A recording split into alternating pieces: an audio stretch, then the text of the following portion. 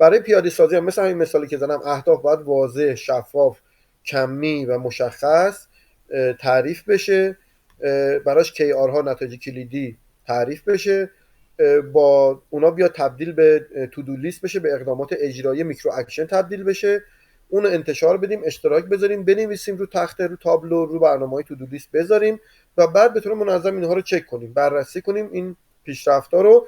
اگر لازم بود جایی تو دو لیست باید اصلاح بشه اصلاح بکنیم، جایی باید KR برگردیم اصلاح کنیم، دوباره باید برگردیم اصلاح کنیم. آقا دفعه سوم داریم KR رو اصلاح کنیم، اشکال نداره، آیه قرآن نیست که. آقا هدف الان فهمیدیم، بعد از یه ما دو ما فهمیدیم این هدف ما اشکال داره، این هدف ما جابجا شه، این هدف اولویت ما نیست، آن یک چیز نیست، اشکال نداره جابجا کنید. آیه قرآن نیست، ما اصلا اومدیم که اشتباه کنیم، اومدیم این تغییر تحول داشته باشیم و بعد هی همزمان ارزیابی و یادگیری داشته باشیم و عملکرد خودمون رو هی چک کنیم، بهینه‌سازی مستمر. اوکی آرا باید جسورانه باشه، باید چالش برانگیز باشه، باید خودمون یه تکونی بخوریم. من خودم برای تو همین فروردین ما اول میخواستم یه وبینار مثلا مینی دوره 3 جلسه‌ای بذارم، بعد گفتم نه، من قبلا توی مثلا مهر و آبان 5 6 تا دوره‌های تک جلسه‌ای گذاشتم، یه دورهش 5 6 جلسه‌ای هم برگزار کردم، این برای من خیلی چالشی نیست، سخت نیست. یه کار سخت‌تر، اومدم اشتراک یه ماهه سمینار گرفتم. وقتی من اشتراک یه ماه میگیرم، اگه زیر 8 تا وبینار 1 ساعت، یعنی 8 وبینار ساعت اصطلاحا برگزار کنم، من ضرر کردم. پس گفتم من باید هدفمو بذارم بالای 20 تا، کی تا یک ماه آینده من باید 20 تا وبینار برگزار کنم. خب الان دیدم خب تایم کمه، من مثلا سه شنبه این تصمیمو گرفتم، دیدم من الان به جنبه می‌خواستم پنج شنبه بذارم، نشد، افتاد جمعه. دیدم من به طور عادی باید یه هفته 10 روز وقت بذارم برای ثبت نام، برای طراحی پوستر، تولید محتوا، پاورپوینت، کارهای دیگه. گفتم نه، بیا یه چالشی برای خودت بذار، اصلا یه رو کم کنی با خودت بذار پیام جان، یه رو کم کنی برای خودت بذار، یه چالش برانگیز باشه. اومدم گفتم آقا من 20 تا وبینار بعد چیکار کنم تا آخر یک ماه آینده، یعنی از همون تقریبا 12 13 هم که رزرو کردم تا وقت داره، تقریبا تا 15 اردیبهشت این ماجرا میشه. تا 15 اردیبهشت من باید 20 تا وبینار برگزار کنم و بیشتر. باید 1000 تا لید جدید جذب کنم، 1000 نفر با من آشنا بشن، بدونن من این برنامه‌ها رو دارم، این کارا رو دارم، خدمات منو بدونن. خب بسیار عالی. دو تا دوره باید برگزار کنم، یه دوره نقشه گنج که حالا شنبه جلسه اصطلاحا معارفش بود و ثبت نامش هم انجام شد، دوستانی که واریز کردن به گروه اضافه شدن، ثبت نامه بعدیش هم دوباره باز میکنیم. و یه دوره دوم که حالا امشب هم برسم، یه مختصر دوره بیزنس کوچینگمون هم میگم خدمتتون، برنامه‌ریزی و بیزنس کوچینگ با متدهای جدید. سعی می‌کنم حالا برسم ان شاءالله مطلبو جمع کنم، آخر جلسه اینو توضیح بگم خدمتتون. و یه هدیه و یه ایدی ویژن برای این دوره داریم، حتما تا آخر برنامه تشریف داشته باشین، اون هدیه و ایدی ویژن رو من خدمتتون توضیح بدم ان شاءالله. پس ببینید اوکی آر، من مثال از خودم زدم دیگه، مثلا بیرون نباشه. دیدید این اوکی آر برای من چالش برانگیز بود، من 20 تا وبینار تو یک ماه تا حالا برگزار نکرده بودم، ولی قابل دستیابی است. آره من 5 تا وبینار تو یک ماه برگزار کردم، قابل دستیابیه، بعد بالای 3 برابر رو تلاش کنم. بله. چند تا هدف اصلی، بین 3 تا 5 تا هدف اصلی ما میتونیم بذاریم. هدف اصلی یکم 20 تا وبینار، هدف بعدیم آپدیت دوره نقشه گنج رو شروع کنم که از دوشنبه هفته آینده شروع میشه. هدف سوم دوره بیزنس کوچینگ رو استارت بزنم. دو تا حالا هدف دیگه هم هست که حالا اینجا نمیگم. و از توی همین چند روزه من خیلی نکته‌های جدید یاد گرفتم، خیلی خودم پیشرفت کردم الحمدلله، برای خودم جالب بود. و با استفاده از OKR افراد و سازمان‌ها، نهادها، کسب و کارهای کوچیک، بزرگ، متوسط میتونن اهداف خودشون رو مدیریت کنن، به سمت موفقیت حرکت کنن. این سیستم توسط آقای اندی گرو، یکی از بنیانگذاران شرکت اینتل معرفی شد دهه 1970، یعنی می‌بینید حدوداً بالای 55 سال پیش. و از اون موقع تا حالا شرکت‌های مختلف، استارتاپ‌ها، فناوری‌ها تو 20 سال گذشته خیلی از این سیستم استفاده کردن، و مثلا شرکت‌های گوگل، مایکروسافت و شرکت‌های استارتاپی دیگه و شرکت‌های صنعتی. از اینا بگذریم. عرضم شما که اینا حالا یه مقدارش تکراریه، چون خواستم یه ویرایش کنم دیگه موند. یه نکته خیلی مهم، OKR ها معمولاً باید به صورت 6 ماهه، 3 ماهه، 2 ماهه، 1 ماهه و بعد ریستر به سمت هفتگی تنظیم بشن. ما یک هدف جسورانه قوی، قشنگ میگم عرق سرد رو پیشونی میشه، قشنگ کمرمون رگ برکه، قشنگ اینجوری صاف بشین، این هدف رو من میتونم بزنم. هدف 6 ماهه من باید این مدلی باشه. خب چه توی درآمد، چه فروش، چه سودآوری و کارهای دیگه که عددی باشه. بعد میام تقسیمش کنم، حالا یا خطی یا تصاعدی. تو جلسه دیشب باز توضیح دادم، الان فقط کلی بهتون میگم. مثلا من میخوام درآمدمو تو 6 ماه آینده به ماهی 200 میلیون تومان برسونم. این 200 میلیون تومان اگر من خطی بخوام بذارم اصطلاحاً، بعد چی بگم؟ بگم آقا الان مثلا درآمد من ماهی 10 میلیون تومانه، درست شد؟ هر ماه من میخوام بدونم مثلا دو برابر کنم، 10 تومن، بعد ماه بعدی بشه این درآمد بشه 20 تومن، ماه بعدی بشه 40 تومن، ماه بعدی بشه 80 تومن، ماه بعدی بشه 160 تومن، حالا یه پله آخرم مثلا بشه 200 تومن. خب این یه سیکل میشه. یه سیکل دیگه من میتونم این مثلا تصاعدیه. یه سیکل دیگه بگم نه آقا من از الان باید چیکار کنم؟ بیام مثلا ماه بعدی 10 تومن باید بکنم 50 تومن، تو 3 ماه آینده بکنم 100 تومن، 6 ماه بکنم 200 تومن. چی بهش فرق میکنه؟ بسته به نوع کسب و کار شما این رو بعد الگوشو تنظیم کنید که آیا خطی میشه این رو رفت جلو یا تصاعدی. بعضی کسب و کارها هستن نمیشه اول کار تصاعدی برد بالا، بهتر خطی ببرن جلو. بعضی هستن اولاش باید یه برنامه‌ریزی کنن، یه سری کارهای انجام بدن، یه دونایی بپاشن، بعدن تو ماه دوم سوم یهو رشدشون تصاعدی میره بالا، تصاعدی مثبت یا منفی اصطلاحاً. این روال داره، تو جلسه‌های خصوصی و تو کلاس‌ها اینا رو بیشتر توضیح میدیم، ولی این بسته به کار شما باید بین 3 ماه تا 6 ماه بذارین و بعد اوکی آره 1 ماهه و هفتگی رو تنظیم کنیم و به مرور هم این هی بعد به مرور آرزم شما که آپدیت بشه، این که آقا این هست و بعد تکون نخوره، نه همچین چیزی رو نداریم. خب اینجا بریم بعدی. الحمدلله.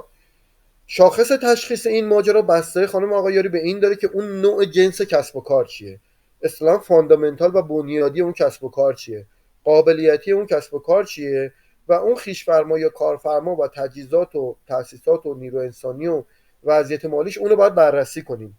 یه نسخه واحد نمیشه برای همه داد. باید دید که آقا اون شرکت چیه، مثلا مؤسسه آموزشیه، کار پزشکیه، کار مهندسیه. شما مثلا تو کار پیمانکاری بخواید درآمدتون مثلا تو 1 ماه 2 برابر کنی، بعد بری قراردادهای جدید بگیری. ممکنه این قرارداد گرفتن 1 ماه 2 ماه 3 ماه طول بکشه، یا میخوای این قراردادها رو بگیری باید بری یه سری تجهیزات و نفرات و تشکیلاتی همکارایی جلب کنی تا بتونی گریدتو بیاری بالا، بتونی بری تو مزایده‌های بزرگتر شرکت کنی. ولی بعضی کارا نه، میشه با عددهای کوچیک با امکانات موجود. مثلا یکی از دوستان یکی توی ایام عیدی از من مشورت گرفت. ایشون یه اصطلاحاً تشکیلاتی داشت آموزشی پژوهشی و حالا می‌خواست یه سری کارهای تجاری هم انجام بده. بعد دور خودش میچرخید برای فروش این ماجراها و عدد مثلا گفتیم آقا سال قبل تا حالا چقدر فروختید، یه ایکس تومانی گفتن و گفتیم خب اینا هدف مثلا می‌خوایم بزنین 3 برابر. گفت بله این هدفی که می‌خواست 10 برابر. گفتم آقا 10 برابر الان نمیشه، شما 3 برابرشو بیا هدف بذار برای 3 ماه تا 6 ماه، به سمت اون برو. تو 3 ماه میشه تست کرد آیا این قابلیت داره یا نه. و بعد مثلا دیدیم که حالا 5 6 تا لاین مختلف کارو میخواد دنبال کنه، اومدیم تو اون 5 6 تا لاین 2 تا رو آن یک چیز کردیم. تو اون 2 تا یکیشو کردیم 80%، یکی رو کردیم 20%. اون 80% این بود که اینا یه سری دوره‌ای تو دوره کرونا برگزار کرده بودن و میگم آقا این دوره‌ها یه ذره قدیمی شده، استاداش الان نیستن فلانن و ما ولی این پی دی اف چیز فیلم اینا رو داریم. گفتم خب میشه اینا رو دوباره شما بفروشین؟ گفت آره رو سایت هست. گفتم خب کسی میخره؟ گفت یه لک تا گفتم تبلیغات کردین؟ گفت نه. گفتم چرا؟ بعد به این رسیدیم که مثلا تو حالت کوچینگی دیدیم که مثلا ناراضیان که نکنه استادا ناراضی بشن. گفتم آقا من پول استادا ندید. گفت چرا؟ گفتم پس حقوقش مال شماست، برو تبلیغات کن. حالا واسه اینکه ذهنت آروم میشه برو با اون استاد دوباره تماس بگیر، بگو استاد این دوره ها رو، دوره 500 تومن بوده الان با قیمت دلاری حساب کنیم مثلا میشه 5 میلیون. اون 5 میلیون رو بیا تخفیف کد تخفیف بذار تو سایتت، هر کی اومد تو سایت خود شما ثبت نام کرد یه تخفیف بده. هر کی از طرف اون استاده اومد معرفی کرد یه کد تخفیف از طرف اون استاده بده، یه تخفیف به اون شرکت کننده بده، یه کمیسیون به استاده بده. استاده میگه آقا من قبلا اومدم این دوره رو برگزار کردم، پولش هم گرفتم رفتم، اون موقع این دوره برگزار شده فروختن. الان اگه دوباره بیام دوره 2 سال پیش 4 سال پیش خودم رو تبلیغ کنم فروش بره، دوباره این مؤسسه به من درصد پرداخت میکنه. خب چه خیلی عالی، ایشون پس راضی هست دیگه. اگرم بگه نه من معرفی نمیکنم، خب خودش ضرر کرده، شما هم که پولشو دادی. بعد همین کارو انجام دادن. یه سری از اون استادا برگشتن گفتن که نه ما اصلا چیزه این دوره قدیمی رو معرفی نمیکنیم، بیا با شما دوره جدید مثلا ضبط کنیم. اون دوره قدیمی رو اگه میخوایم بفروشید به خودتون رب بره، ولی ما دوره جدید میخوام معرفی کنیم. خب بسم الله بیا دوره جدیدم ضبط کن، دوره قدیمی ها رو هم بفروش. ایشون روال افزایش درآمدش فرق میکنه مثلا با یه کسی که آرزم شما که کار مثلا پزشکیه یا یه کاری مثلا میخواد محصولات زیبایی بفروشه. میخواد مثلا چرخدنده صنعتی بفروشه، اینا فرق میکنه که حالا مثالاشو مثلا تو این مثلا کی آرا میبینیم. توی مثلا مؤسسه آموزشی اینجا ببینید حالا ما 20 تا کسب و کار مختلف رو تو صفحه بعدی آوردیم، اینجا رو چند تا اولیه‌شو میگم. مثلا توی مؤسسه آموزشی رضایت دانش آموزان از دوره، یا مثلا افزایش ثبت نام دانش آموزان، این تو نظرسنجی نمره رضایت مثلا به 85% برسه. اینجا الان بعد بگه از چند درصد به 85%، ظرف چه مدتی، به چه ترتیبی. مثلا کسایی که بیان بگن آقا پولمون رو پس میخوام، عرضم شما که چند درصد هم. مثلا قبلا چند درصد بوده، مثلا شما میگه آقا ما قبلا مثلا 20% انصرافی داشتیم، هدف رو بذارید بریم با اونا تماس بگیریم، ببینید علت نارضایتیشون چی بوده، اینو برسونیم به زیر 10%، برسونیم به صفر. مثلا برای این دوره نقشه گنج من میخوام برگزار کنم، اومدم مثلا جایزه گذاشتم، آقا من حداقل یه جلسه رایگان برای کسایی که دوره نقشه گنج رو ثبت نام کنن اومدم به عنوان جایزه ویژه گذاشتم جدا از سرفصل‌های دوره. خب چرا؟ برای اینکه افراد تو کسب و کارشون، تو سرمایه‌گذاریشون بهتر برن جلو. این بله، بریم صفحه بعدی.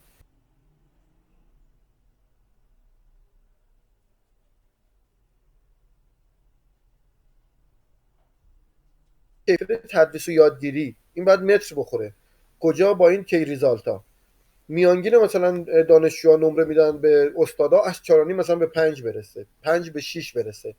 هر استاد مثلا 5 تا کارگاه آموزشی براش بذاریم حین آموزش ضمن خدمت باشه، ظرف 2 ماه، ظرف یه ترم. منابع آموزش آنلاین مثلا جلسات آنلاین این تعداد درصد بشه، ظرف مثلا این تعداد ماه. مثلا برای پلتفرم آموزش آنلاین یه کسی سایت داره، یه LMS داره، یه سایت داره، اسپات پلیر داره، میخواد یا توی تلگرام کانال داره، مثلا توی اینستا، توی مثلا جاهای مختلف یه کانال ایتا داره، روبیکا، واتساپ داره. من میخوام تعداد کاربران فعال شه، چقدر تعداد کاربر فعالم زیاد شه، از چقدر. بعد اینجا بنویسیم، باز اینجا ببین کمه، میگم این متن ویرایش میخواد. من مثلا 1000 تا الان توی نقشه راه عضو دارم، تا 3 ماه آینده اینا رو برسونم به 1500 تا. پیجم الان تو اینستاگرام 1000 نفره، توی 3 ماه آینده برسونم به مثلا به 2000 تا، به 1500 تا، به 3500 تا. یه عددی که برام معقول باشه و ذهنم هم قبول کنه. بعد حالا بشینم براش باز کی آرای برنامه‌های اجرایی بنویسم. تعداد کسایی که از پیجم دارن انصراف میدن، مثلا روزی 10 نفر تو کانال نقشه راه اضافه میشه، روزی 2 نفر دارن انصراف میده. این نرخ اینو من بیارم پایین، مثلا 20 تا وبینار رایگان جدید برای جذب کاربرای جدید چیکار کنم؟ برگزار کنم. حالا اینو بیشتر اول آموزشی شد. مدرسه مثلا 10 تا کارگاه، خانم کابوسی معلم هستن، استاد دانشگاه هستن، 10 تا کارگاه مثلا برگزار کنم از الان تا خرداد ماه توی مدرسه. نمره دانش آموزان به نسبت ترم قبلی و سال قبلی 10% نمره هاشون بیاد بالا، معدل کلاس بالاترین نمره. و تو برنامه مثلا مشارکت گروهی 80% بشه. توی مؤسسه مثلا فنی حرفه‌ای افراد بیشتری از این مؤسسه دوره گذروندن. یکی از دوستان مثلا دوره آموزش اینستاگرام داره، آقا یا یکی دوستان مثلا بود توی یزد آموزش حسابداری، من بهشون پیشنهاد دادم، یه بار جلسه صحبت بود، گفتم سرکار خانم استاد عزیز، شما بیاین یه کاری کنید، شما دوره آموزش حسابداری مقدماتی دارین برگزار میکنید، بعد حسابداری پیشرفته، بعد حسابداری مالیاتی، بعد ارزش افزوده، بعد حسابداری مختلف داریم، شاخه‌های تخصصی مختلف. شما بیا بگو من اینا رو یاد میدم، کسی که دوره یک و دوره یک رو بگذرونه، حسابداری پایه رو یاد بگیره، نمرش مثلا بالای 80% آزمون پایان دوره باشه، من ایشون رو چیکار میکنم؟ به جاهای دیگه معرفیش میکنم. شرکت ها، مؤسساتی که حسابدار ساده میخوان، خیلی سری جاها هست میگه آقا حسابدار 0 کیلومتر میخوام، حسابدار کار کرده نمیخوام. حسابدار 0 کیلومتر مقدمات رو بلد باشه. این فردی که دوره حسابداری پایه رو گذرونده بعضن ممکن از یه آدم لیسانس حسابداری مهارتش چی بیشتر باشه، ولی مدرک تحصیلیش دیپلم و فوق دیپلمه، توقع حقوقش کمتره، راحت‌تر میره سر کار. اون لیسانسه کار فنی رو بلد نیست، کار عملی. یا مثلا طرف لیسانس حسابداری گرفته، من واقعا چون زیاد دیدم متاسفانه که لیسانس حسابداری بوده تو بحث‌های چون بازار سرمایه کار میکنیم، افراد اومدن لیسانس حسابداری، لیسانس مدیریت مالی، لیسانس فلان، بعد یه سری مقدمات رو من نگاه میکنم مثلا توی تحلیل ترازنامه، صورت‌های مالی، صورت سود و زیان، یا آقا این اینجوریه، میگه من اینو نمیفهمم، خیلی باش حال نکردم دانشگاه. آقا این اصلا بیس کار حسابداریه، تو اگه اینو باش حال نکنی با چی حال میکنی؟ بس من که مهندس مکانیکم، با اون ترازنامه صورت مالی حال میکنم، تو که باید بیشتر از من باید حال کنی تو این ماجرا. پس چی میشه؟ اینجا من گفتم شما فرصت اشتغال این نگو، بگو من شما رو اولویت معرفی میذارم. به یکی از دوستان که مثلا اینستاگرام کار میکنه گفتم شما دوره آموزشی میخوای برگزار کنی، بیا به افراد بگو آقا قول قطعی نده، بگو کسانی که عملکردشون خوب باشه، بالای 70 80% سرفصلای دوره رو خوب بگذرونن، من بهشون پروژه خودم میدم، من به پیجا و سایت های دیگه معرفیشون میکنم و کارهای این مدلی. فرصت کارآموزی براشون بذارن، مشاوره براشون بذارین. دقیقاً خانم قوام‌زاده، ببین فرق دانشگاه ما با دانشگاه خارجی چیه. من مثلا خودم الان همینجا بگم، من خودم مثلا دوره دانشجویی چون خیلی کارهای غیر دانشجویی و کارهای داخل دانشگاه و کارهای مختلف انجام میدادم، اون تایمی که مثلا درس کارآموزی به من خود واقعا وقت نداشتم، ناچار شدم برم مثلا چون کار میکردم بیرون دانشگاه 2 جا کار میکردم.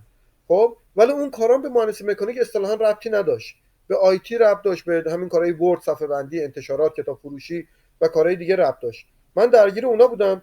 خب دیدم ناچارم، من نمیرسم حالا مثلا بیام هفته 3 روز بلندشم برم کارگاه فلان این ماجراها. آقا یه آشنا گیر بودیم، آقا قربون است یه گواهی برام بزن اینجا ما رفتیم کارآموزی، گواهیشو بده، ما هم یه گزارشکار تهیه کنیم بدیم، جزوه رو خوندیم، گزارشکار نوشتیم دادیم، نمرهشو گرفتیم. بعد که من رفتم مثلا پروژه کارگاهی توی وزارت خارجه، مثلا یه پروژه پیمانکاری بود با یه شرکتی من کار میکردم، آرزم بزرگ شما که اون شرکت پروژه نوسازی و چیز تعمیرات و بازسازی چیزو داشت. آرزم بزرگ شما که ببخشید خانم، من اون سوال از روند تو میشه استفاده کرد و نیده بودم، الان دیدم، ببخشید. آرزم بزرگ شما که ارادت داریم. روند خانم آقایاری، اگر کسب و کار روندش دقیقا همین که درآمد طرف رو میگیم آقا درآمد، فروش، حاشیه سودتون و سودآوریتون و مبلغ کل سودتون توی 1 ماه، 3 ماه، 6 ماه، 9 ماه، 12 ماه، 1 سال گذشته چجوری بوده، درست شد. و آرزم شما که این با این تحلیل رونده اتفاقا یکی از نکته‌هایی است که ما میتونیم باش کار انجام بدیم. خب ارزم بود شما که کار اینجوری، خب همون من مثلا کارگاه‌های زیادی رفتم اون موقع، کارگاه فنی فلان بیرون هم کارهای فنی انجام میدادم، ولی آرزم بود شما که چیز بود، اسمش چی خدا، اون کار مثلا کار مدیر اصلا به قول خودمون پیچوندم دیگه. خب ولی بعد که مثلا کار لیسانسم تموم شد، یه ارشدم اومدم قبول شدم، یه کار چیز به ما خورد، یه شرکتی رفتیم از بستگان بود معرفی کردن، رفتیم اونجا با مهندس ناظر و کار تاسیسات برق و مکانیک. بعد رفتیم کجا، پروژه وزارت خارجه، ساختمون بغل باغ ملی هست، ساختمون بزرگه مثالات تخت جمشید داره، اون قدیم ساختمان مال نیروی انتظامی و شهربانی، فرماندهی شهربانی کل کشور زمان شاه بود و بعد انقلاب شد فرماندهی نیروی انتظامی. اون ساختمان وزارت خارجه از نیروی انتظامی خرید و ما اونجا رفتیم ساختمون رو بازسازی می‌کردیم. چه ساختمون جالبی و چه چیزای نکته‌های. من 3 ماه اونجا بیشتر کار نکردم، ولی تو اون 3 ماه شاید من کل 4 سال مهندسی مکانیک من برق و مکانیک و تأسیسات و سیالات و جامدات و مهندسی کنترل و صنایع و عمران و همه چی یاد گرفتم تو اون 3 ماه. این کار عملیه اینه. پس شما تو دورهاتون بتونید کارهای اینجوری انجام بدید، ورکشاپی بذارین، تمرین بذارید توی دورهاتون. من برای مثلا دوره نقشه گنجم گفتم آقا افراد باید بیان چیکار کنن، بیاین شما تایم میذارید فایل آموزشی براشون گذاشتم، آقا اینجوری بیا حساب بورسی باز کن، برو تو سجام احراز هویت کن، بیا حساب بورسی رو باز کن، با این روش بیا پول شارژ کن، این مدلی بیا صندوق رو بخر، به من گزارش بده، من ببینم برای جلسه رفع اشکال بذارم. طرف گفت بلد نگاه، این فیلم‌های آموزشی اضافه برو نگاه کن. حالا توی کلاس قبلی جلسه مشاوره رو کمتر گذاشتم، توی کلاس جدید جلسه مشاوره رو قول دارم به دوستان حتما برای هر نفر یه جلسه مشاوره جداگانه بذارم. آرزم شما که پس این اوکی. آره ببینید چقدر میتونه توی یه مدرسه، من الان مثالای مختلف آموزشی رو براتون زدم، دیدید توی یه مؤسسه آموزشی، توی پلتفرم آنلاین، توی دانشگاه، توی آرزم شما که یه مؤسسه فنی حرفه‌ای، تو همه جا این چیه قابل استفاده است. خب حالا این مال مدرسان رو چون دیگه گفتیم، این 20 مثال رو میخوام سریعتر برم جلو، این مال قسمت مدرسانش رو رد میشم. توی مثلا کسانی که مشاوره میدن، شما ابجکتیویت اینجا مثلا یه ذره واضح تره، اوید میذاری آقا افزایش تعداد مشتری مشاوره، من کلینیک روانشناسی دارم، من مشاوره اقتصادی میدم، من مشاوره پزشکی میدم، من مشاوره زیبایی میدم، من مشاوره بیمه میدم، مشاوره تجارت خارجی، تجارت داخلی، مشاوره تامین اجتماعی، مشاوره حسابداری، الا ماشاءالله مشاوره ما راههای مختلف داریم، اینقدر شغلای جور با جور داریم که اصلا یه عالمه شغل وجود داره که اصلا شما نشنیدید. خب این کسی که کار مشاوره هست، آقا من ماه گذشته اسفند ما چقدر مشتری داشتم، بهمن، دیما، جمعش تو 3 ماه چقدر بوده فصل، دوباره تک تک ماهای فصل پاییز، جمع 3 ماه، تک تک تابستون، تک تک بهار، به نسبت اون بیام یه روندی رو ملاک کنم، بنچمارک کنم، شاخص بذارم و آرزم بزرگ شما که به نسبت اون یا خطی یا تصاعدی تعریف کنم. آقا من توی اسفند ما 10 تا مشتری مشاوره داشتم، بسم الله تعالی. بیام هدف 3 برابری براش بذارم. من تو 3 ماه آینده باید به هدف مثلا 30 تا در ماه برسم. خب ماه مثلا حالا فروردین یا از الان تا 15 اردیبهشت 1 ماه آینده باید چیکار کنم؟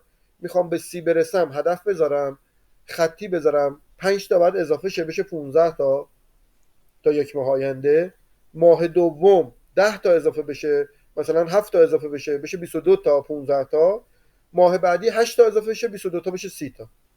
یا یکی میگه نه آقا 10 تا بعد مثلا بشه 15 تا بشه 20 تا بعد یهو بشه مثلا 30 تا.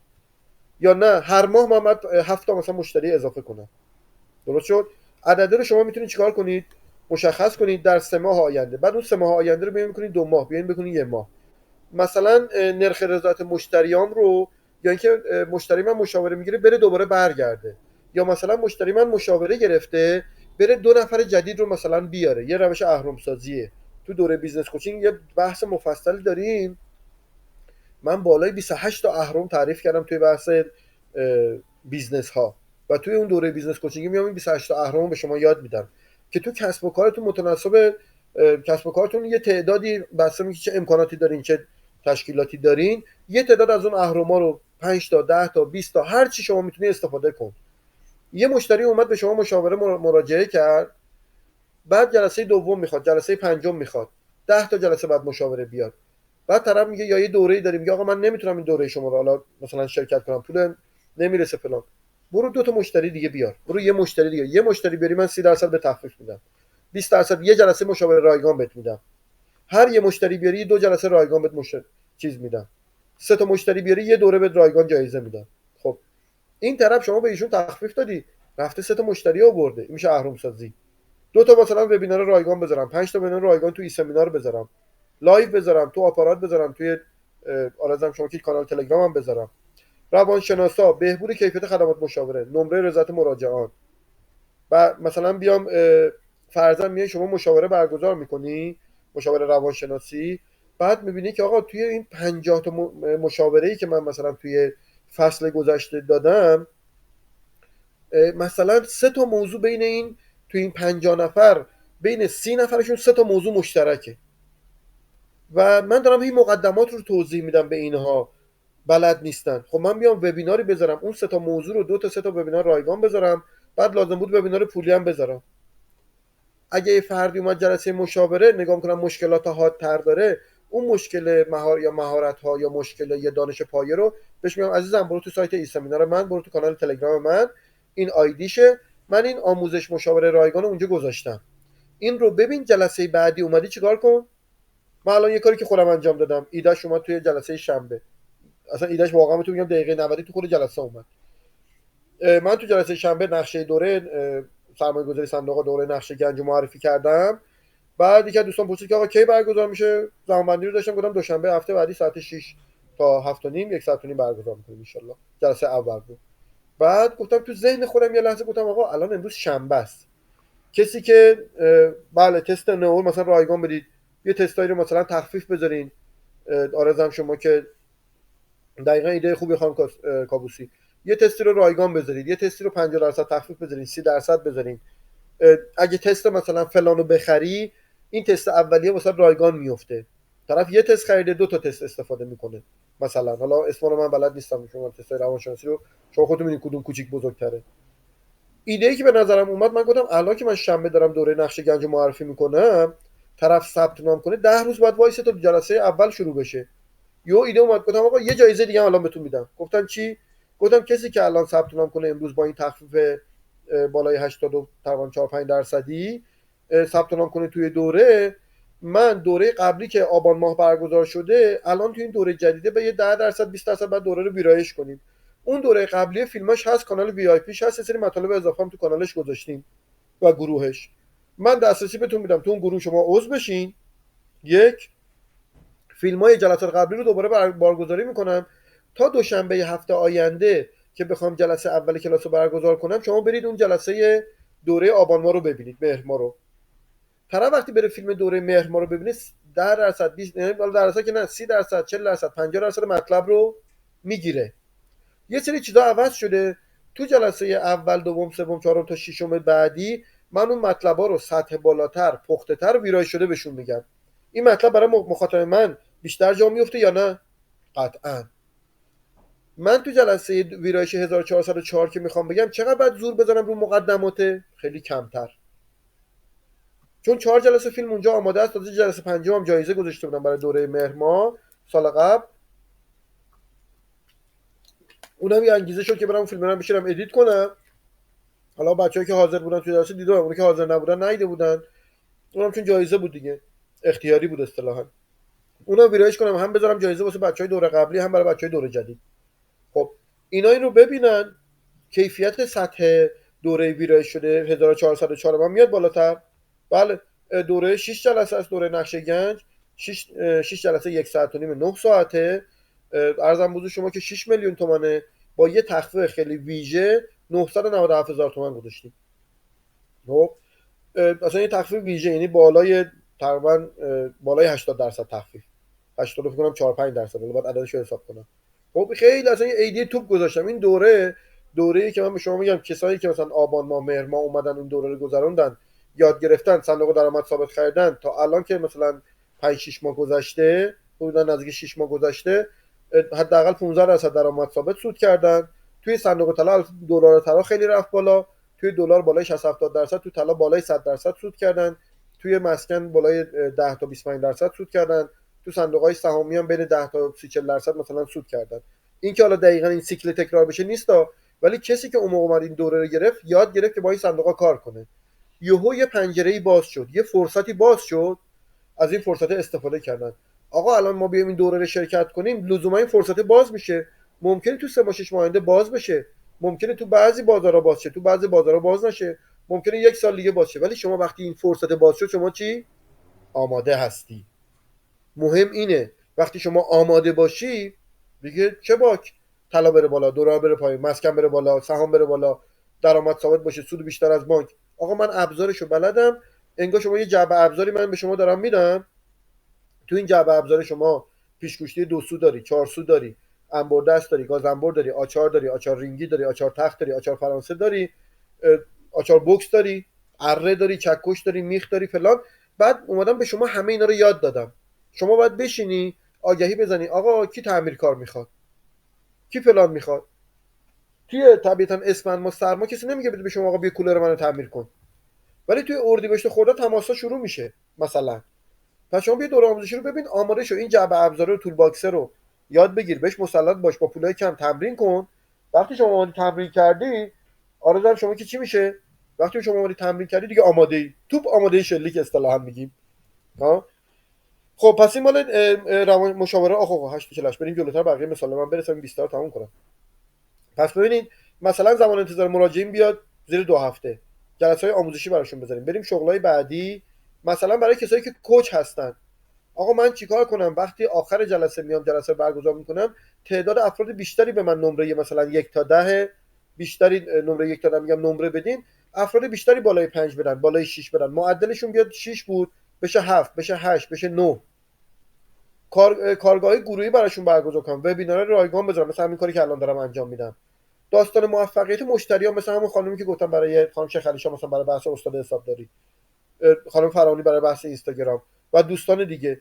آرزوام شما که عزیزان دیگه، حالا من چون اجازه گرفتم اسم رو دارم میگم و میخوام اصلا تبلیغشون بشه، شما بشناسین چه آدمای موفقی هستن. یه جلسه دیروز داستان موفقیت آقای رضا شفیعی رو گفتیم که آقای استاد رضا محمد شفیعی تونستن درآمد مشاوره دلاریشون رو چندین سال دارن تو بحث آموزش‌های بین‌المللی کار میکنن، تونستن اولین فروش درآمد دلاریشون رو ارزم شما که چیکار کنن، ثبت کنن، تجربهشو با ما به اشتراک گذاشتن. فروشنده های کالا، خب این خیلی عددش راحت تره. آقا من x میلیون تومن ماهانه، فصلی، 6 ماهه، سالانه فروختم. روند رو بیایم آنالیز کنیم. حالا فروش این ماه به ماه قبلی، این فصل به فصل قبلی، این 6 ماه کاری که تو تحلیل بنیادی شرکت ها انجام میدیم. دوره‌ای اصطلاحاً تو تحلیل بنیادی میایم تو صورت مالی مقایسه میکنیم، بهش میگن تحلیل افقی و عمودی. تو تحلیل افقی ما میایم یه آیتم رو تو صورت مالی شرکت با دوره مشابه قبلیش، آقا الان شرکت گزارش 3 ماهه داده، این فروش، سود، حاشیه سود، مالیات، فلان، هزینه، سود خالص با 3 ماه مشابه سال قبل چی بوده؟ یعنی فصل بهار امسال با فصل بهار سال قبل، فصل بهار امسال با زمستون قبلی. گزارش 6 ماهه اومد، 6 ماه اول 1404 با 6 ماه اول 1403 مقایسه میکنیم، با 6 ماه قبلی هم باز یه جور دیگه میتونیم مقایسه کنیم. من جذب مثلا 50 تا مشتری جدید در ماه داشته باشم، اینقدر مثلا مشتری من متوسط 100,000 تومان خرید میکردن، مشتری ها متوسط بشه 150,000 تومان. مشتری اگه میومد از من یه بار خرید میکرد، میرم پشت سرش نگاه نمیکرد، یه کار کنم 20% مشتریام بیان دوباره از من خرید کنن. بریم مثلا بحث اونجایی که فروشندگان خدماتن، مثلا سالن‌های زیبایی، سالن‌های بهداشتی، کارهای مثلا ماساژ، ارزم بزرگ شما که کارهای خدمات پزشکی، خدمات فنی مهندسی، خدمات تأسیسات، همه چی خدمات دیگه. رضایت مشتری ها بیاد بالا، شکایت ها کم بشه، جلسه آموزشی بذارن برای تیم خدمات مشتری، برای اپراتورهایی که میرن، سرعت رسیدن و مثلا افق کوروش فکر کنم اوکالا اومد یه تبلیغی کرد یا تفسیر فکر کنم که آقا شما بیاید مثلا از اوکالا خرید کنید، ما موظفیم نیم ساعته از اون کاری که فکر کنم دومینو پیتزا توی آمریکا انجام داده که آقا شما پیتزا هر جای آمریکا هستین یا فلان شهرها به ما سفارش بدید تو فلان شهرها، ما زیر 30 دقیقه بعد به شما میرسونیم، اگه شد 31 دقیقه شما پول پیتزا رو نده. خب حالا تو ایران یه ذره سخته چون نیرو انسانی رو کنترل کردنش بالا، ولی میشه سیستم سازی کرد. خب یهو یه تعهد الکی ندید، یه قول بیخودی ندید، یه قولی بدید که براتون راحته، روش تبلیغ کنید، بعد اجرا که شد ذهنتون هم قبول کرد، سیستم تو جواب داد، 10% اون قوله رو بهتر کنید، 20% بهتر کنید. بازاریاب ها هدف چیه؟ مثلا آقا برند، این برندی رو که من دارم بازاریابی میکنم بشناسن. خب من برندم مثلا چیه؟ برند آکادمی بورسیانه، بعد بیام سایتمو چیکار کنم؟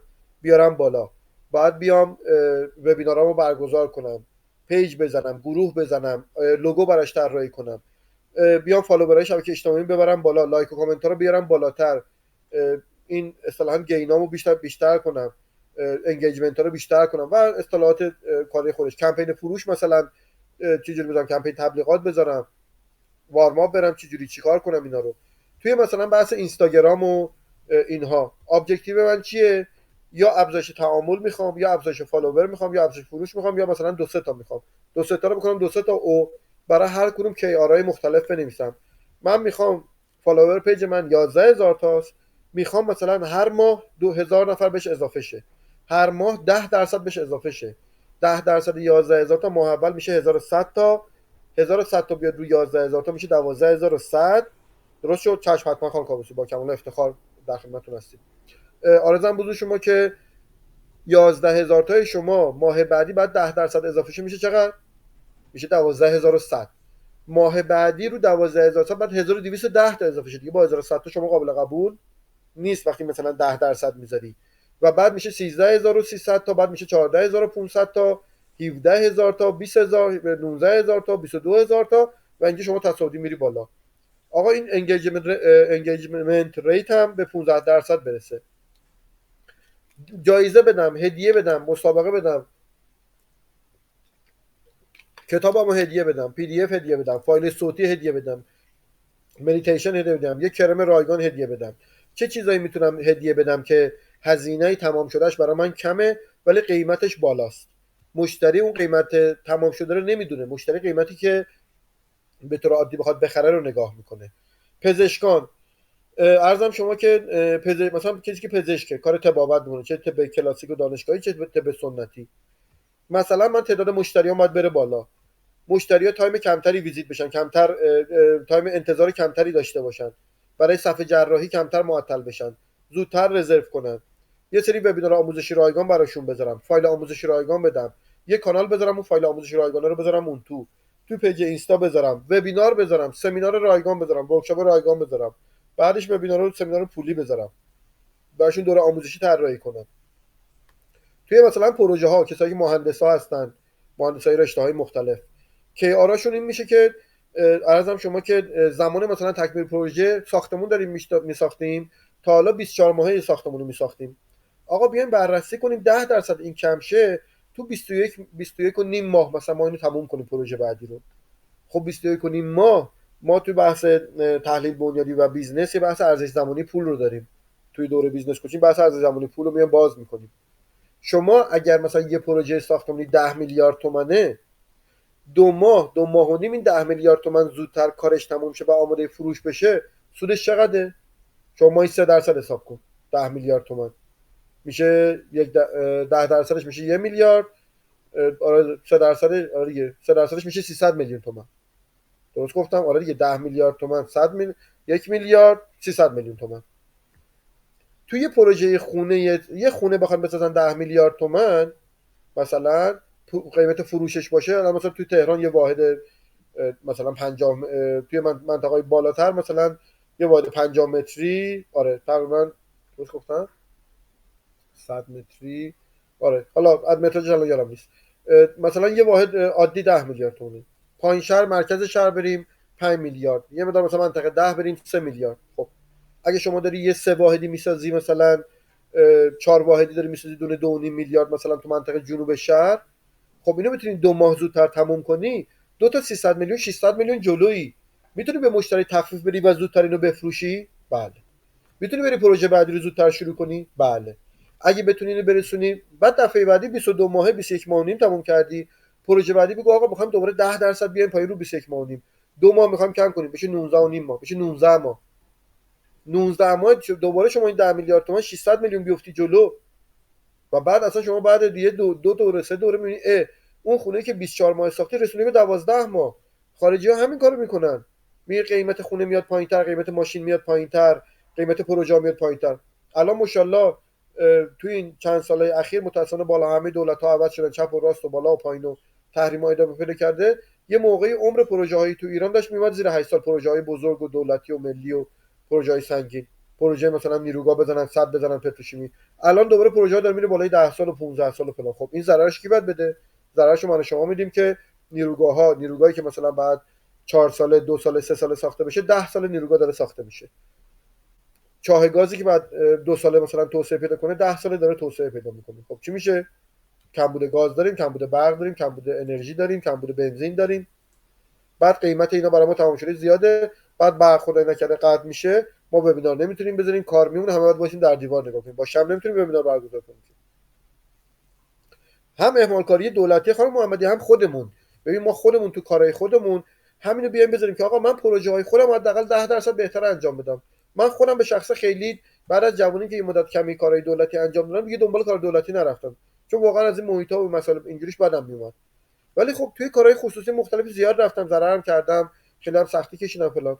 ولی حداقل آقای خودم بودم، تونستم خیلی جا کار خودم رو انجام بدم. الان یاد میگیرم که آقا من سال گذشته توی ما 4 تا 5 تا وبینار برگزار کردم، الان بیام توی یه ماه 20 تا وبینار برگزار کنم. خب سرعت من برای تولید پاورپوینت چی شد؟ رفت بالا. سرعت من برای جمع آوری محتوا چی؟ رفت بالا. با هوش مصنوعی من بهتر کار کردم. فتوشاپو خیلی سال بود کار نکرده بودم، تو این 4 5 روزه ناچار شدم فتوشاپو به اجبار دوباره برگردم یه مقدارشو عملا تو کار یاد بگیرم. تبلیغات سریعتر، اینستاگرامو دوباره فعال کنم، ارتباطات با دوستان، تبلیغات. این کار رو اگر آره برای خودم، چون چالش اون چالشی که گذاشتم و 2 هفته ذهنی تعطیلات عید، من کلا 2 هفته تعطیل بودم راحت، خیالتون راحت ها، فکر نکنید 2 هفته همش کار، نه من چون سال 4 سال 3 واقعا خیلی شدید کار کردم، 2 هفته رو واقعا به خودم خواستم هم کار کنم نه، ولی کاملا استراحت، گیم بازی کردن، خوابیدن، فیلم دیدن، میوه خوردن، شیرینی آجیل، قشنگ به خودم رسیدم. من وزنم یه ذره اومد بالا، ولی وارد دوران دورم ورزش و اینا تنظیم بشه. ولی گفتم آقا نه، 2 هفته استراحت خوب کردی. هی میخواستم تو عید برنامه بذارم، این ماجرا نمیکشید، اصلا دنده جا نمیخورد. ولی بعد هفته دوم دیگه از نظر ذهنی رو خودم کار کردم، جمعون آقا استراحت لازم بود، به خودت گناه نده، احساس عذاب وجدان رو بذار کنار، خوب بود، لازم بود یه ریکاوری بکنی. حالا ریکاوری کردی، حالا بیا یه کار اساسی. این باشه که منم یک ماهی سمینار ضبط کردم و الان توی مثلا 4 روز 4 تا ببینم. برای سه شنبه رو دیگه کاری پیش اومد، دیدم نمیرسه، چهارشنبه هم چون پنجشنبه 2 تا کلاس صبح بعد از ظهر با هم دیگه داریم، دو شون دیدم نمیرسم، گفتم بذار باشه کیفیت اینجا حفظ شه. الان یه اصطلاحا چیکار کردم، بین مسیر او رو عوض کردم، 20 تا رو میخوام، ولی گفتم خب من تو یه هفته 4 تا گذاشتم، پس هفته بعدی هم 4 تا بذارم، هفته بعدی هم 4 تا، هفته بعدی 4 تا، چیه 20 تامو گذارم تو یک ماه دیگه. ولی اگر تونستم هفته بعد 5 تا بذارم، 6 تا بذارم، تو 3 هفته جمعش میکنم. و بعد اصلا میرم که آقا من تو یک ماه 30 تا بذارم، ولی فعلا همون 20 تا رو میچسبم. پس من بعد این کارهای مثلا با گروه هم با تیمم توی پروژه ها میتونیم آقا با کارمندامون، با کارگرامون، با همکارامون با دستیارا، با بازاریابا جلسه‌های مستمر بذاریم. ما الان یه کلاسی که داریم با بعضی از دوستان میگذرونیم، من اونجا کوچ 15 نفر هستم، تقریبا شده 18 نفر. کلاس 200 نفر است، 18 نفرشون با منه. همون هر هفته که ما یه جلسه با اینها داریم حداقل گروهی، همون یه جلسه باعث میشه خیلی سوالا، ابهاما، نکته ها، بقیه میان صحبت میکنن، دستاورداشون رو میگن، کاراشون رو میگن، بقیه میگن ای آقا بقیه رفتن این کار کردن، منم تکون بخورم، ای فلانی این مشکل اینجوری حل کرد، منم ایده بگیرم. تازه بغیر از اون جلسه عمومیه. چرا؟ چون تو جلسه عمومیه ممکنه افراد نتونن اصطلاحا همه حرفشون رو بزنن. من میام چیکار میکنم؟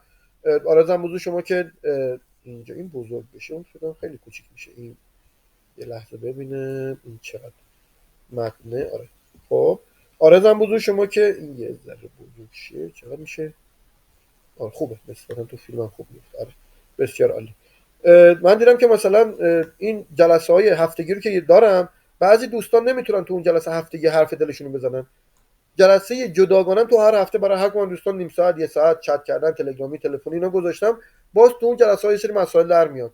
خب کارشون عموم بچه‌ها خیلی پیشرفتشون بهتره، خیلی راضی ترن. منم خیلی راضی ترم که آقا به عنوان یک کوچ اکشن کوچ و پشتیبان اونها دارن کارشون میره جلو، خودم هم از اونها یاد میگیرم، ایده های جدید میاد. کسایی که مثلا فعال بازار طلا هستن، خب بازار طلا، مصنوعات، نقره، فلزات گرانبها میفروشن. آقا فروش ماهانه‌مو بذارم 15% به ماه قبل بیشتر شه، ماهی 20 تا مشتری جدید بگیرم، دو تا مثلا نمایشگاه بذارم، فایل آموزشی بذارم و کارهای دیگه. بریم صفحه بعدی. کسانی که مثلا سرمایه گذار هستن تو بازارهای مختلف، آقا من در یه سال 10% بازدهی، سال قبل 30% بازدهی گرفتم، برم ببینم چه راههایی وجود داره کی آر براش باز تعریف کنم. خود این کی آر های اصلی ما تبدیل به اوهای بعدی میشه و اون اوها دوباره برای 3 تا 4 تا 5 تا شما کی آر فرعی میتونی بنویسی. کاهش ریسکمو مثلا ببرم بهتر کنم، تنوع سبد سرمایه گذاری بذارم، با پیام بهمنی برم جلسه مشاوره بیزنس کوچینگ بردارم. کسایی که نویسنده هستن، من مثلا سال قبل 2 تا کتاب منتشر کردم، من خودم سال قبل کتاب منتشر نکردم، ولی مثلا یه کسی 2 تا آقا امسال 3 تا کتاب دیگه منتشر کنم، موضوع جدیدتر بیارم، کتابم 100 نسخه فروش رفته بکنم 200 تا، بکنم 400 تا، بکنم 500 تا، وبینار بذارم کتابو معرفی کنم، یه کلاس آموزشی بذارم کتابمو آموزش بدم، برم دانشگاه جایی کتابمو توضیح بدم، وبینار بازاریابی براش بذارم، پیج براش بزنم. توی مثلا مدیران 9 دقیقه شد. ارزم بزرگ شما که عذرخواهی میکنم، ما چون میخوام مطلب 20 تا تمام بشه حیفه، چون برای کسب و کارهای مختلف هست و خیلی نکته‌های خوب داره.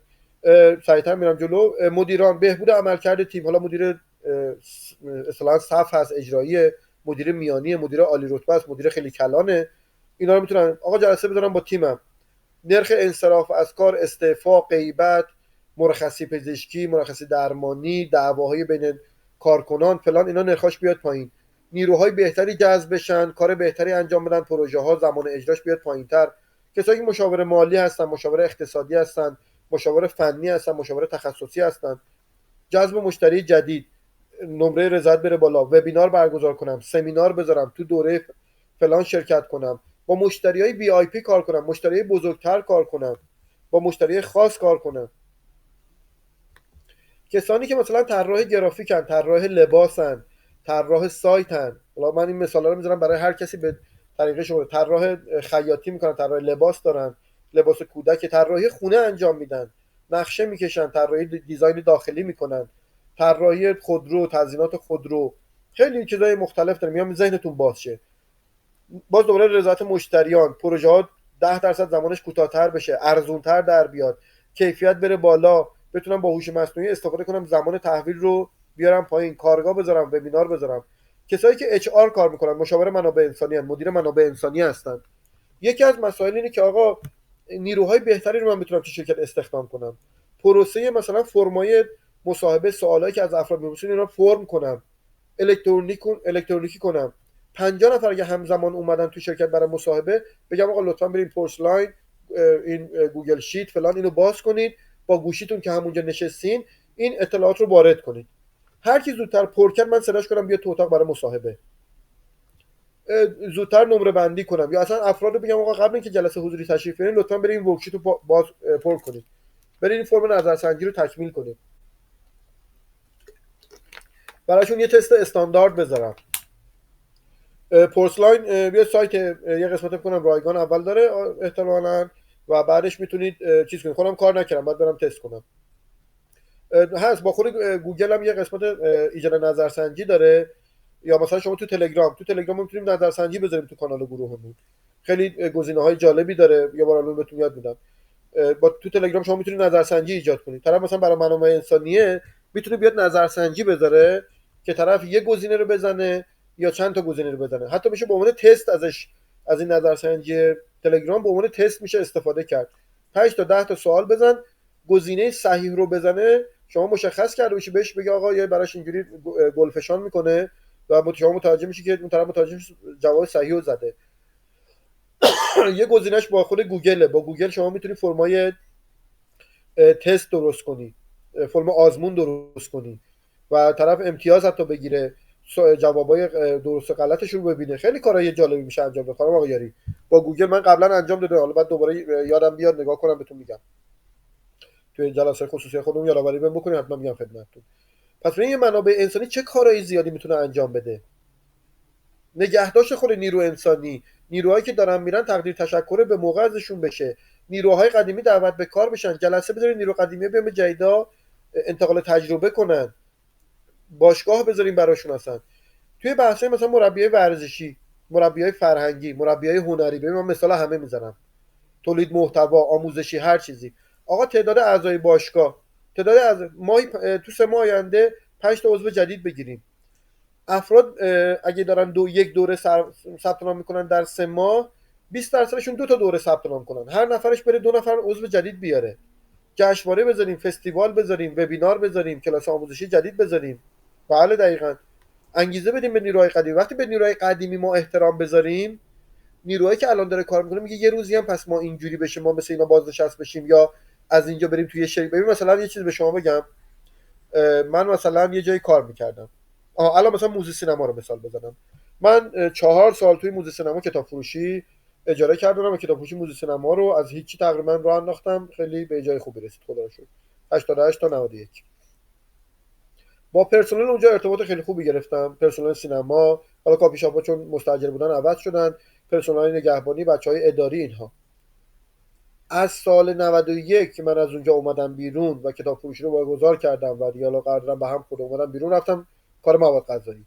چند سال اونجا بودم، بعد اومدم کار سرمایه گذاری و بورس و بازارهای داخلی و خارجی و عوض شده. چون محوطه نزدیک خونه ماست، با خودمون منتجش هستیم. آرزم چون که تو تعطیلاتی بشه، وقتی بشه، گهگداری با دوستان جلسه دارم فلان دارم، یکی از جای پاتوقی که مثلا برم کافی شاپ بشینم جلسه بذارم اینها، یا دوستان مهمونی بیاد ببرم موزه سینما نشون بدم، سینما بریم فلان. این چند وقته نرسن، ولی هفته قبلی جاتون خالی رفتم با دوستان یه گشت اونجا زدیم. میرم با اونا ارتباط میگیرم.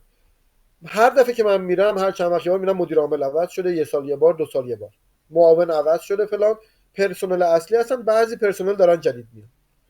من نگاه میکنم پرسنل جدیدا، سلام قربان حالتون چطوره، ابراز ارادت میکنم. بچهای قدیمی منو میبینن، سلام بهمنی چه خبر بابا، کجایی، بیا سر بزن. حالا چه سوالای بورسی و سرمایه گذاری و این ماجرا هم دارن میپرسن و یا کارهای دیگه، هنوز شماره منو دارن، هنوز زنگ میزنن، هنوز تلفن منو دارن، زنگ میزنن. در سال چند بار بچهای مختلفشون زنگ میزنن، پیغام میدن، سوال دارن، کار دارن، مشاوره میگیرن. من وقتی میرم اونجا مهمون میبرم، مهمون من میگه به این بهمنی چه عزت احترامی میذارن، چه جوری تحویل میگیرن، فلانجا تخفیف میدن، میگن آقا فلان برنامه سینما اینه، برین اینجا رو ببینید، برین اونور رو ببینید، چای میارن، شیرینی میارن. ما مثلا بتونیم بعضی موقع میریم بنده خدا براشون ما یه شیرینی میبریم، جایزه چیزی میبریم، بتونیم کاری انجام بدیم. خب این ارتباط وقتی هست، من نگم آقا من اینجا مستاجر بودم، تموم شده رفته، اون وظیفه نداره به من سرویس بده. ولی این ارتباطات انسانی که وقتی وجود داره چیه؟ من میرم اونجا، خیر برای اوناست، اونام به من حال میدن، منم هی مهمون میبرم اونجا، بازدید میبرم، مشتری اونجا بیشتر میشه، معرفی بیشتر میشه. مشاوره کسب و کار، مشاوره بیزنس، من چیکار کنم مشتریام سود بیشتری، چه شاید هم میدیم خدمت خانم کاووسی. آرزوام شما که من چیکار کنم مشتریای من درآمدشون بیشتر شه تو 3 ماه آینده، جلسه‌های مشاوره استراتژیکی براشون بذارم، داستان موفقیت بقیه مشتری‌ها رو بگم، بازده دوره‌های قبلی رو بیام بگم، 19 تا بریم 20می. مشاوره مثلا تغذیه، مشاوره ورزشی، بهشون بگم آقا کسایی که متخصص لاغری ان، متخصص چاقی ان، بعضی لاغر هم میخوان چاق شن، بعضی چاق هم میخوان لاغر شن. شبکه سازی کنن، دقیقاً کارگاه بذاریم، دنبال کننده ها رو ببریم بالا و کارهای این مدلی. اینا مدل‌های مختلفی میشه. عرضم شما که من اینجا رو یه ذره کوچیک کنم. خب ما 9 و 10 دقیقه شد. من عذرخواهی میکنم تایممون، عرضم شما که تایم ما تمام هست، ولی مطلب من زیاد دارم هنوز. آره تقریبا میگم اینا چون برای کتاب گذاشتیم و برای دوره آموزشی، ولی من گفتم هر مقدارش رو که برسیم بهتون بگم. فقط یه جنبندی بکنم توی این بحث اوکی آره، چون حالا لایه بندی داره. اینی که باید قابل اندازه‌گیری باشه، باید خاص و واضح باشه، باید شفاف باشه، چالش برانگیز باشه، ولی عملی باشه. هدف کلی و ایدئالی نباید باشه، مرتبط باشه و ما باید معیار واضح و شفاف برای این کار بذاریم. اعداد خیلی، قدرت اعداد خیلی، یک بحث مفصلی تو با دوره بیزنس کوچینگ داریم، اصلا بحث کوچینگ کلا، چه لایف کوچینگ چه بیزنس کوچینگ، اصلا یه جلسه مفصلی راجع به بحث اعداد و شفاف کردن داریم. مثلا بین مسئولان و متاسفانه مدیران کلان اینها، آقا ما 1,000,000 مسکن در سال میسازیم. خب آقا 1,000,000 مسکن یعنی چی؟ 1,000,000 مسکن یعنی شما باید 1,000,000 آرزم شما که بتونید مثلا هر خونه مثلا بگی آقا 10 شاخه تیراهن ببره، باید توان تولیدی کشور 10 میلیون شاخه تیراهن بره بالا. اگه هر ساختمون 100 کیسه سیمان ببره، این 100 کیسه ضرب در 1,000,000 بعد 100 میلیون ظرفیت تولیدی سیمان کشور بره بالا، یا این ظرفیت خالی ها رو بتونی استفاده کنی. اگر میخوای شما مثلا رنگ استفاده کنی، آقا هر خونه مثلا 20 کیلو رنگ میخواد، 20 میلیون رنگ بعد تو ظرفیت صنایع رنگ اضافه شه. 1,000,000 بعد سرویس بهداشتی ساخته بشه، 1,000,000 روشویی بعد ساخته بشه، 1,000,000 کابینت، 1,000,000 گاز، 1,000,000 یخچال، 1,000,000 پنجره، 1,000,000 در، 1,000,000 در پارکینگ. خب ببینید چند تا صنعت باید کار کنه. خب شما که اینو میگی، بعد به این 1,000,000 مثلا این قراره مثلا اینا در 4 سال ساخته بشه، که حالا ببینید مثلا عددها، بعد میگه آقا یه خونه عادی دارن تو شهر یه 4 طبقه میسازن، 2 سال طول میکشه. تو الان پروژه رو استارت بزنی که سال بعد نمیتونی 1,000,000 تحویل بدی. آره نه، پروژه های قبلی رو تکمیل کنید. چرا با عدد بازی میکنید؟ چرا ما رو سر کار میذارید اصطلاحا؟ خب آقا ما این 10 تا کارخونه میزنیم، صادرات رو اینقدر میبریم بالا. آقا این حرفا چیه؟ فروش نفت رو اینقدر میبریم بالا، نیروگاه. آقا یه نیروگاه ساختن عدده، درست شد؟ و آرزم شما که چیزی هستش، چی بود اینجا پیغام من ندیدم ببخشید، ارادت داریم خانم کابوسی. اینه خب چیزی هست، عرضم شما که تمرین خانم کابوسی، دقیقاً تمرین، مطالعه، تمرین و برگزاری جلسات زیاد هست. وبینارهای بعدی انشالله هفته آینده حتما شنبه یا یه شنبه شروع میکنیم. من فقط این تیکشو بگم جمع بشه و انشالله دوستان به استراحتشون برسن. عدد و درصد خیلی مهمه. ما باید دقیقاً بگیم آقا 100 میلیون، 10 میلیون، 200 میلیون در چه مدت ماه، با چه معیاری، تعداد مشتری، میزان فروش، تعداد جلد کتاب، عدد، یه سری جاها مطلب کیفیه، برای اون کیفی هم باز دوباره عددی سازی کنیم. آقا رضایت مشتری ما بشه 90%، مراجعه مشتری ما بشه 2 برابر، زمان براش دقیقاً بدیم و این زمانه باز قابل تقسیم باشه و بتونیم مقایسه کنیم. گفتم اینو که گفتم، اهدافها حالا از بزرگ باید بیاد به متوسط و کوچیک تقسیم بشه دیگه. حالا مثالا رو که دیگه نمیخواد بگم. آرزم شما که اینا بماند. آرزم شما که از این 1,000,000 از کدوم 1,000,000 چند تا عددی ساخته شد؟ چی بود؟ آها مسکن ها رو میفرمایید. آره خیلی عددهای کم، مثلا 100,000 تا، 200,000 تا، عددهای خیلی کم. الان متاسفانه الان وزیر جدید مسکن خانم فاطمه صادق اگه اشتباه نکنم، خانم صادق بود اگه مال واجد، ایشون وزیر مسکن شدن، دستور دادن آقا بیاین مسکن ملی رو آرزم شما که بررسی کنید، پالایش کنید.